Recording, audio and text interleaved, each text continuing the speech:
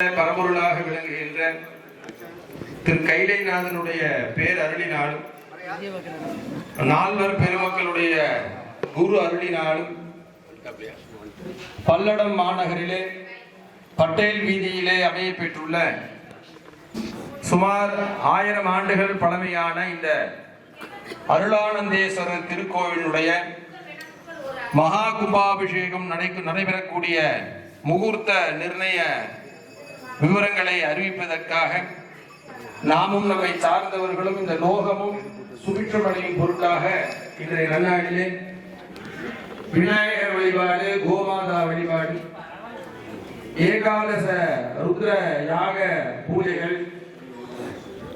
மற்றும் சிறப்பு பிரார்த்தனைகள் எல்லாம் நிகழ்த்துவதற்கு இன்றைய நன்னாளிலே நமது ஆலயத்திலே